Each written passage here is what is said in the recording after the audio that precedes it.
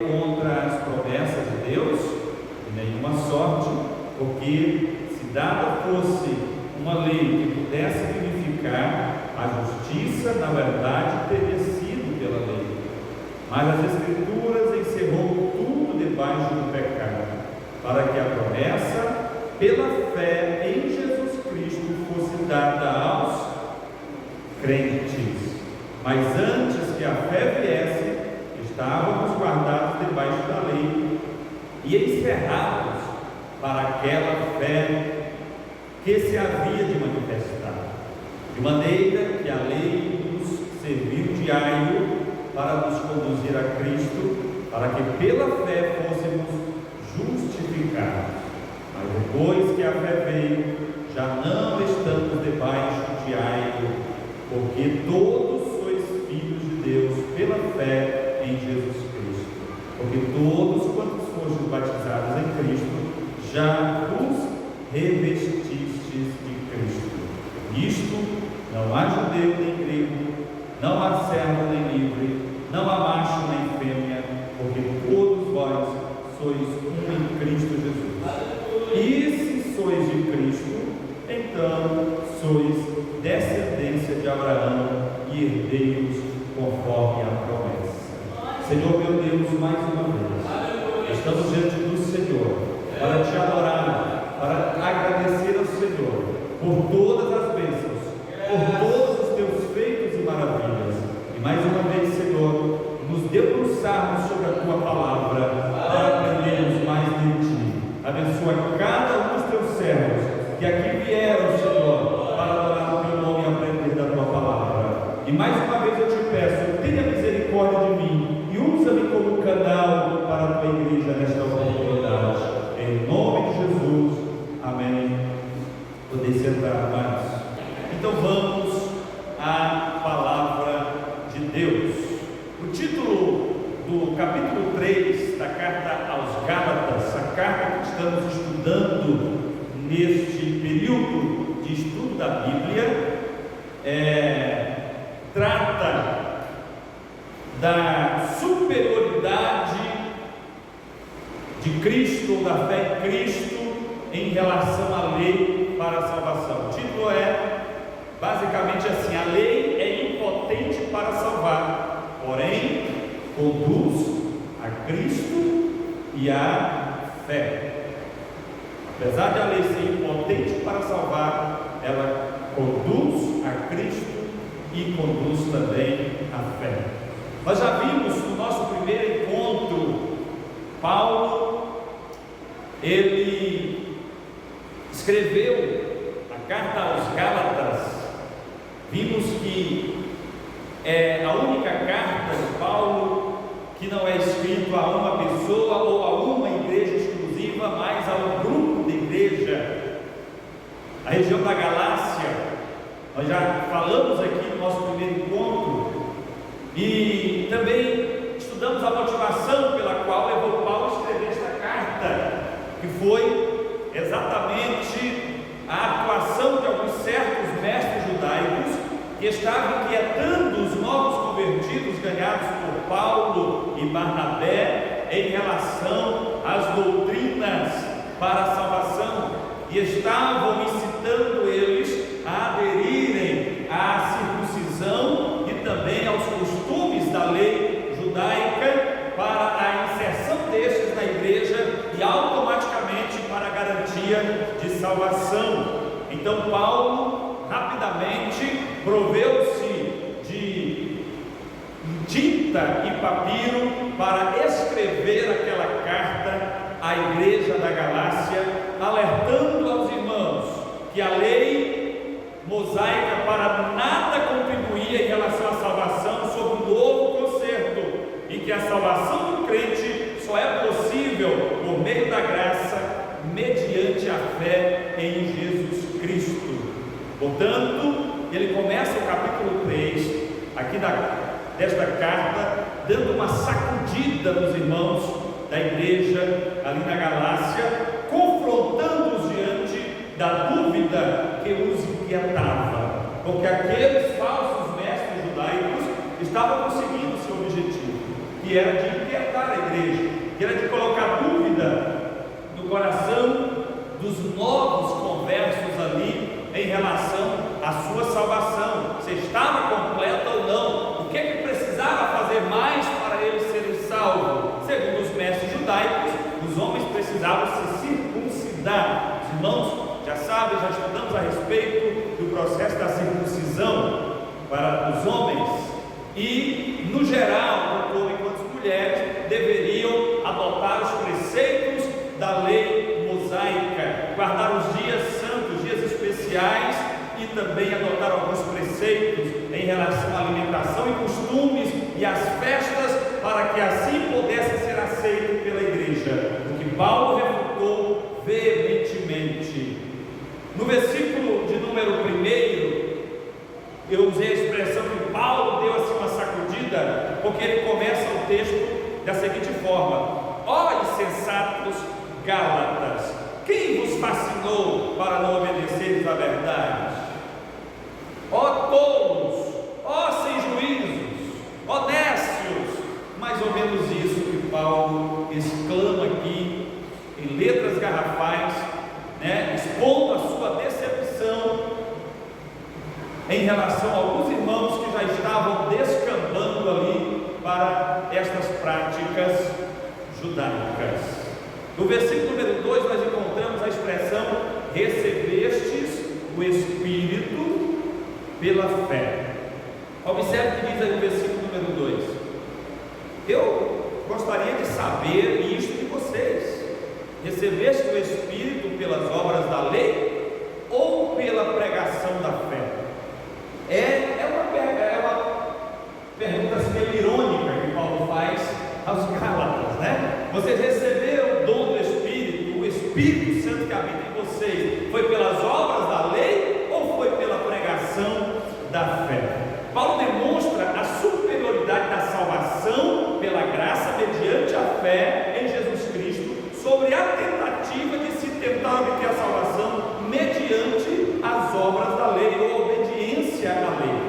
É mediante a fé em Cristo que recebemos o Espírito Santo e todas as suas bênçãos, inclusive o dom da vida eterna, mediante o Espírito Santo de Deus, mediante a fé em Jesus Cristo. Melhor dizendo, é que nós recebemos o Espírito e os dons do Espírito e a vida eterna através do sacrifício de Cristo Jesus. Portanto, Paulo reforça: a pessoa que depende da lei para obter a salvação não recebe nem o Espírito nem vida, porque o versículo número 21 desse capítulo, eu quero que você leia comigo, está escrito assim, olha o que Paulo escreveu no versículo 21: logo, a lei é contra as promessas de Deus? Claro que não, porque se dada fosse uma lei que pudesse vivificar a justiça, na verdade teria sido pela lei.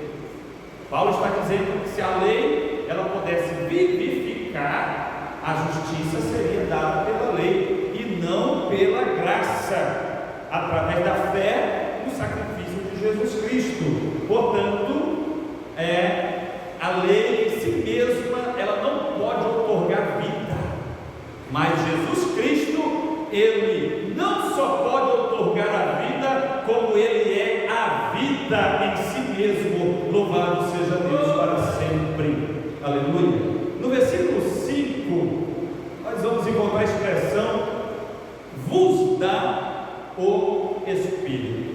E eu quero ler o versículo 5 com você. Diz assim: aquele pois que vos dá o Espírito e que opera maravilhas entre vós, o faz pelas obras da lei ou pela pregação da fé?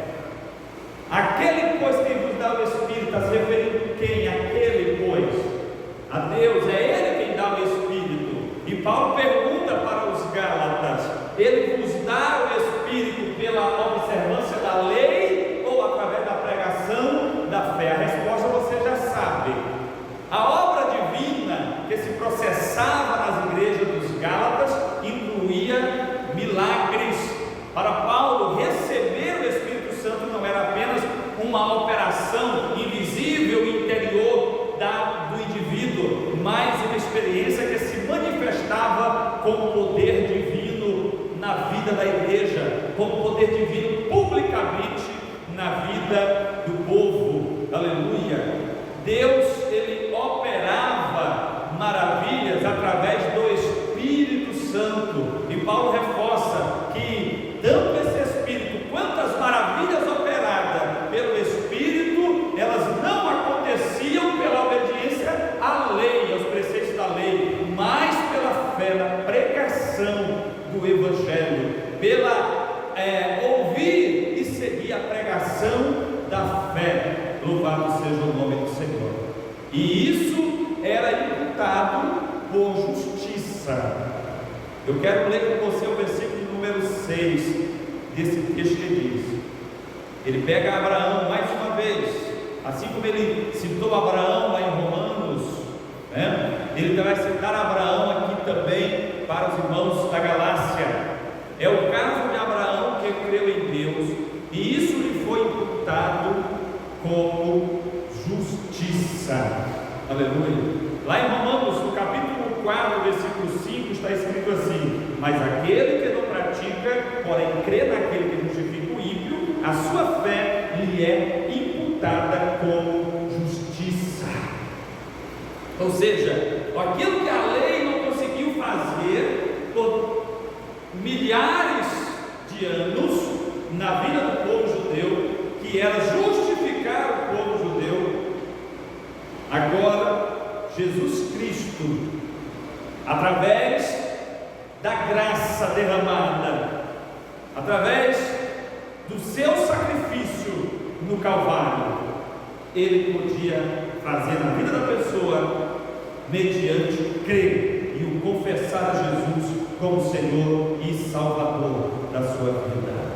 Não bastava ou não precisava ser judeu, não precisava ser observador da lei judaica ou mosaica. Se ele cresce em Jesus Cristo, confessasse a Jesus como Senhor e Salvador, recebesse Jesus como o seu Senhor, aleluia, essa crença desta pessoa lhe era imputada por justiça. Ou seja, o pecador é justificado diante de Deus pela fé no sacrifício de Jesus Cristo. É isso que Paulo está tentando esclarecer aqui para os irmãos da Galácia. Aleluia. O justo viverá da fé. O versículo número 11, Paulo cita Abacuque 2, de versículo 4, para ilustrar a justificação pela fé. Aleluia. Abacuque, ele enfatiza que quem é justificado pela fé possui a verdadeira justiça interior, pois ele contrasta o justo com o ímpio, cuja alma não é reta nele. Sendo assim, Paulo cria que a justificação envolvia uma verdadeira justiça interior mediante o Espírito Santo habitando na pessoa. Os irmãos compreenderam? A justificação do crente envolvia uma verdadeira justiça interior, e isso era possível mediante a pessoa do Espírito Santo habitando na vida do crente, porque o crente por si só, por obras da lei, ele não conseguia viver esta verdadeira justiça interior. Só Jesus, amado, muda o caráter do homem, transforma a vida do homem e dá este viver interior, aleluia, esplêndido, repleto de toda a convicção de salvação. Louvado seja Deus. No versículo número 14, Paulo cita a bênção de Abraão. Eu gostaria de ler com você, acompanhe aí na sua Bíblia. Diz assim: para que a bênção de Abraão chegasse aos gentios com Jesus Cristo, e para que pela fé nós recebamos a promessa de quê? A promessa do Espírito. Observe aí, para que a bênção de Abraão chegasse a nós, tá? E que bênção de Abraão é esta? Está aí na última seção deste versículo, no versículo 14, para que nós recebamos a promessa do Espírito. conteúdo da promessa de Deus a Abraão, amados, que foi citado aqui no versículo 8, que diz: ora, tendo a Escritura previsto que Deus havia de justificar pela fé os gentios, anunciou primeiro o Evangelho a quem? A Abraão, dizendo: todas as nações serão benditas em ti. Aleluia. O conteúdo desta promessa de Abraão era exatamente o Espírito de Deus habitando na vida dos gentios. É isso que Paulo esclarece aqui. Aleluia. O conteúdo da promessa de Deus a Abraão, nós acabamos de ler no versículo 20, no versículo 8, definido como a promessa do Espírito pela fé, é exatamente receber o Espírito, é ter o Espírito, é ter a justiça e a vida e todas as bênçãos espirituais desta vida que o Espírito Santo gera em nós. Esse é o conteúdo da promessa. Quando Deus disse a Abraão: em ti serão benditas todas as nações da terra, não era simplesmente que elas seriam abençoadas na terra, que elas seriam fartas, que elas plantariam e colheriam, que elas venderiam e receberiam, que elas produziriam e se enriqueceriam. Também as bênçãos de Abraão são bem genérica, mas quando o Senhor fala: em ti serão benditas todas as nações da terra, Ele está se referindo aqui ao Espírito de Deus na vida dos gentios, através da descendência de Abraão. Louvado seja o nome do Senhor. Agora vamos para o versículo número 19. A expressão logo para que serve a lei. Paulo não está dizendo que a lei é inútil, que a lei nunca valeu nada ou que não serve para nada. Paulo ele descreve aqui neste capítulo a importância da lei, a importância que teve a lei no seu período de validade, no seu período de validade. E nós vamos já verificar os versículos seguintes.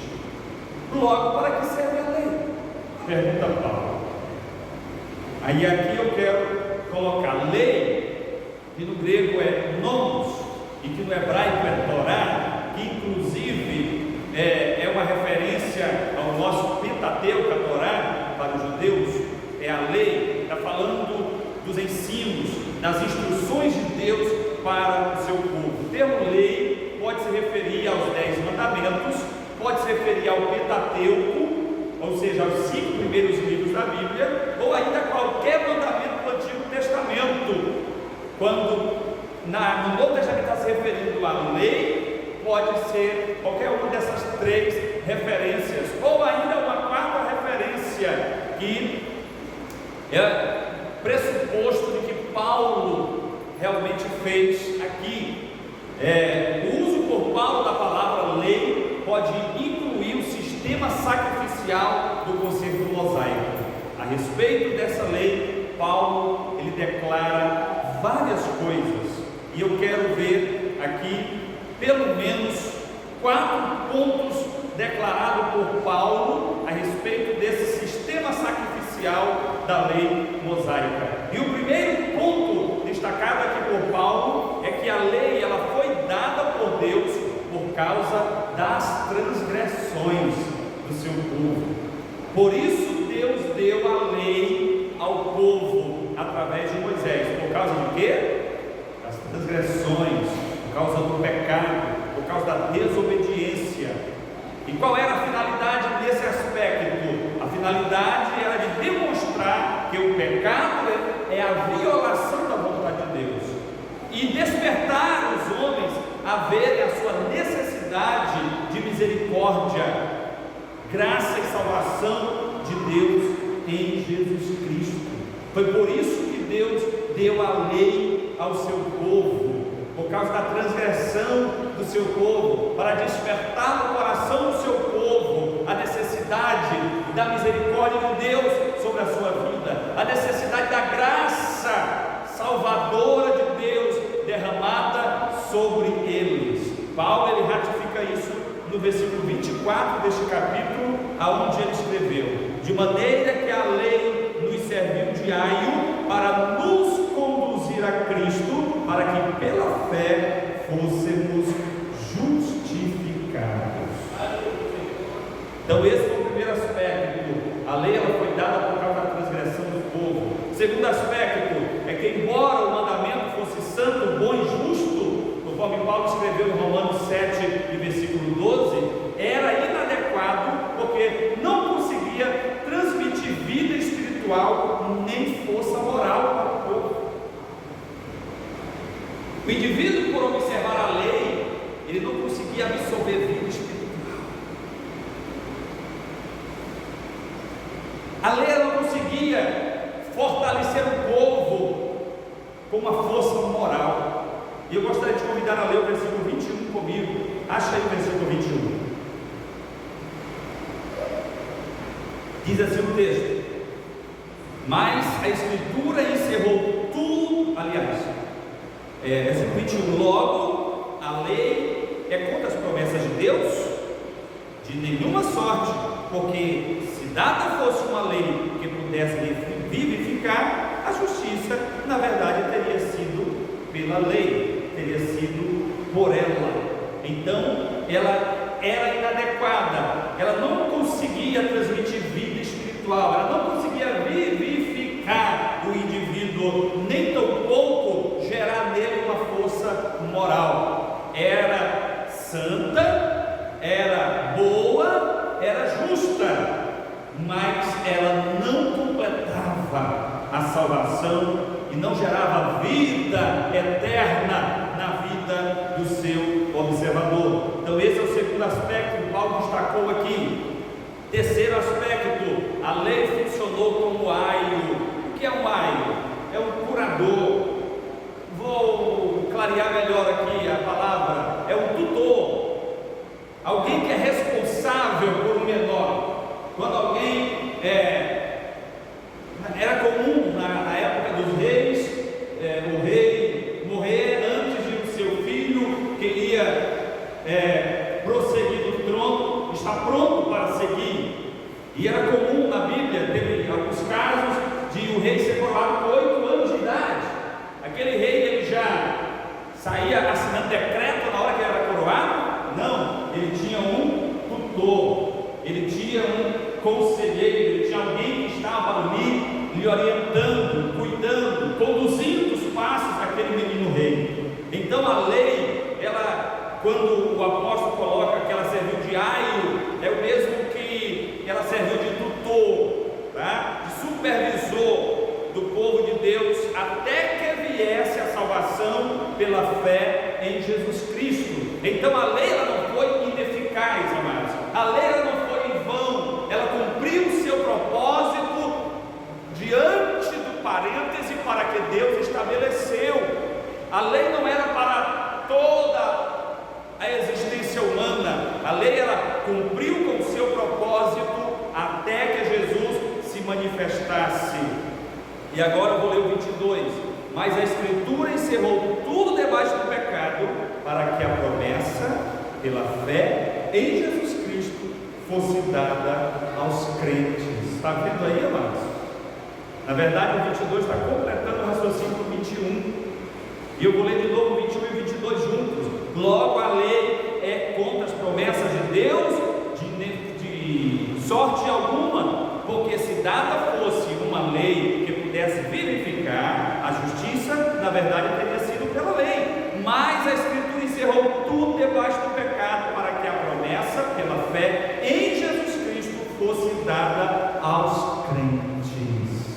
A promessa pela fé em Jesus. Quem é a promessa? O Espírito de Deus na vida da igreja, na vida do seu povo. Louvado seja Deus, o Espírito de Deus e todos os dons do Espírito Santo na vida da igreja. Esta é a promessa, aleluia. Espírito vivificante, o Espírito vivificante, só quem dá é Jesus, aleluia. Ele disse: eu vou para o Pai, mas Ele enviará o Consolador, aleluia, que estará convosco todos os dias, até a consumação dos séculos, e esse Consolador vos ensinará tudo que vocês irão fazer ou devem fazer. Este é o Espírito vivificante que Deus outorga através da fé no sacrifício de Jesus Cristo. E o quarto aspecto,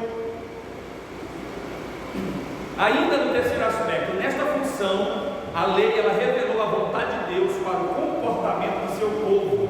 Ela proveu o sacrifício de sangue para cobrir o pecado do seu povo, conforme Levítico 1:5, e apontou para a morte expiatória de Cristo, conforme Hebreus capítulo 9, versículo 14 e versículo 10, e ainda do 12 ao 14. Se você observar o autor dos Hebreus, ele vai fazer uma alusão dos sacrifícios do Antigo Testamento apontando profeticamente para o sacrifício de Jesus Cristo, nosso Senhor, aleluia, como um sacrifício perfeito e permanente. Agora vamos ao quarto aspecto. A lei ela foi dada para nos conduzir a Cristo, para sermos justificados pela fé. É o que nós acabamos de ler no versículo 24. A lei ela foi dada como um tutor, como um aio, para nos levar até a Cristo, para nos conduzir a Cristo, aleluia, para então sermos justificados. A lei não justifica ninguém, amados. A lei não encobre pecados de ninguém, mas a justiça de Deus, através do sacrifício de Jesus Cristo, nos justifica de todo pecado. Louvado seja o nome do Senhor. Mas agora que Cristo já veio, diz Paulo, finda é a função da lei como supervisora. Leia comigo o versículo 25, você que vai com a Bíblia aberta. Olha o que está escrito aí, ó. Mas depois que a fé veio, já não estamos mais debaixo de aio. Ou seja, depois que a fé veio, já não precisamos mais da lei. A lei ela serviu até nos conduzir a Cristo. Depois que nós conhecemos a Cristo, depois que Jesus morreu pelos nossos pecados e nós cremos no sacrifício vicário de Jesus Cristo no Calvário por nós já não estamos mais debaixo da tutela da lei, mas livres, aleluia, e nos tornamos servos do Senhor Jesus. Bendito seja o nome do Senhor. Por isso, já não se deve buscar a salvação através das provisões do Antigo Testamento, nem pela obediência à lei e ao seu sistema de sacrifícios. A salvação agora tem lugar de conformidade com as provisões do novo concerto, a saber, a morte expiatória de Cristo, a sua ressurreição gloriosa e o privilégio subsequente de pertencer a Cristo. Muito me entristece pessoas que conheceram a graça, receberam a graça através da fé no sacrifício de Jesus e depois, ouvindo alguma mensagem, como os Gálatas ouviram, desviaram-se dessa fé em Jesus, abraçaram-se novamente com os preceitos da lei mosaica, abandonaram tudo sobre Jesus, a ponto de não acreditar em Jesus como Filho de Deus, a ponto de não acreditar na ação regeneradora do Espírito Santo, voltaram para adorar exclusivamente e estão buscando a salvação unicamente e exclusivamente através da obediência dos preceitos da lei. É lamentável, porque essas pessoas, tendo conhecendo a graça, caíram da graça, desistiram da fé e estão agora buscando a salvação em algo que é impotente para a salvação. O homem só é justificado diante de Deus através da fé no sacrifício de Jesus Cristo. Eu não estou aqui menosprezando a lei, queridos. Eu estou dizendo que a lei foi útil, é santa e foi boa até Jesus se manifestar, aleluia, e cumprir com o seu sacrifício por nós no Calvário. A lei foi um aio, foi uma supervisora, foi uma tutora para a humanidade até Cristo se manifestar. Os irmãos estão compreendendo, amém? Versículo número 28, amados. Tem uma declaração forte de Paulo aí. Você vai encontrar aí no texto dizendo: nisto não há judeu nem grego, não há servo nem livre, não há macho nem fêmea, porque todos vós sois um em Cristo Jesus. Paulo, ele remove aqui todas as distinções étnicas, raciais, nacionais, sociais e sexuais no que diz respeito ao nosso relacionamento com Jesus Cristo. Todos os que estão em Cristo são igualmente herdeiros da graça da vida do Espírito prometido, conforme o versículo 14 que eu já li e eu quero reler com você, para que a bênção de Abraão chegasse aos gentios por Jesus Cristo, e pela fé nós recebemos a promessa do Espírito. Paulo está aqui considerando que nós recebemos a promessa, mesmo sendo gentios, a promessa de Deus feita a Abraão, aleluia, da bênção, recebendo o Espírito de vida, o Espírito vivificante, aleluia. Portanto, queridos, todos nós que estamos em Cristo recebemos a graça da vida do Espírito prometido. Nós recebemos também a restauração à imagem de Deus, conforme Paulo escreve aos Colossenses, no capítulo 3, versículo 10 e 11. Todo aquele que recebe o Espírito vivificante, o Espírito de Cristo, ele é restaurado à imagem de Deus. A imagem de Deus é restaurada na vida do homem quando ele aceita Cristo, quando ele é justificado, aleluia, por Cristo Jesus. Então é quebrada a inimizade, a aliança é refeita e é restaurada a semelhança de Deus na vida deste homem e desta mulher, aleluia. Paulo está dizendo aqui, não existe macho, fêmea, rico, pobre, patrão, empregado, judeu, gentil, não importa, não tem diferença, todos nós somos iguais diante da graça salvadora através do sacrifício de Jesus Cristo. Louvado seja o nome do Senhor. Apesar de Paulo estar dizendo aqui que não existe macho nem fêmea, queridos, não é nenhuma referência a esta ideologia chamada ideologia de gênero. Pelo contrário, Paulo deixa bem claro: o papel dos homens permanecem homens e das mulheres permanecem mulheres, aleluia, no que diz respeito ao papel que Deus lhes atribuiu no casamento e na sociedade, aleluia. Pedro corrobora isso lá em 1 Pedro 3 e 7, quando ele fala do relacionamento do marido para com a esposa. Louvado seja o nome do Senhor. Portanto, queridos, esta é a palavra de Deus aos nossos corações.